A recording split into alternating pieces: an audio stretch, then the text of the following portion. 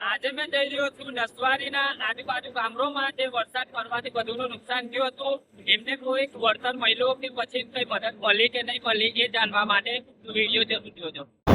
અનંતપરીમાં આવ્યું આ પૂછતાછ કરી છે પણ અહીં નુકસાન નથી। હવે હરિપુરામાં થોડું વધારે નુકસાન છે તો ત્યાં તો આખરે આપણે આ હરિપુરા આવી ગયા છે અને અહીં ઘરે બી આ બધા તમે ઘર દેખાવ છો, આ બધું અડધા બધા પાણીમાં જતા ખાસું બધું નુકસાન છે। આ કાકાને બી એમના બી બકરા છે, જનાવર છે, અનાજ પાણી કપડાં લગતા મતલબમાં બધું જ આ પાણીની અંદર જુ એવું તમને દેખાવ છે। આ નિહાર છે એ પણ અડધી પાણીની અંદર હતી।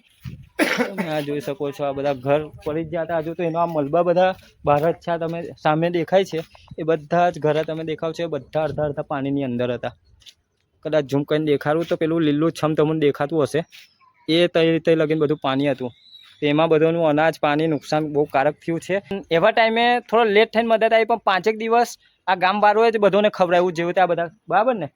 આ ગામ વાળોએ જ થઈને મદદ કરી છે એકબીજાની। અને તો આપણું એક આગ્રહ છે કે તમે બી બધા આવો અને આગ્રહ કરું છું કે આ હરિપુરામાં બી મદદની જવું છે। જે બી અભી એમના ખેતર બેતર બધું ખલાસ થઈ ગયું છે અને પાણી ઉગવાનું નથી, ચોમાસાનો દારો છે તો આવા ટાઈમે મદદની જવું છે। તો ખરેખર આવા ટાઈમે આવીને થોડો સાથ સહકાર આપીને જો કીટો મોકલાવે છે, એક ભાઈએ મોકલાવી હતી જે જસુભાઈ સાહેબ નામ છે, તો બીજોને બી આગ્રહ કરીશ કે તમે પણ આવો। નસવાડી છે આજુબાજુ આટલા મોટા ગામડાઓ તો તમે પણ આવીને આમની મદદ કરી શકો છો। એક બે ઘર નથી, ખાસા બધા ઘર છે, તમે આ જોઈ શકો છો। તેપા એ બધા બહુ ઘર છે અહીં કરી। તો હરિપુરામાં આવવા વિનંતી કરું છું। ચાલો, જય હિન્દ।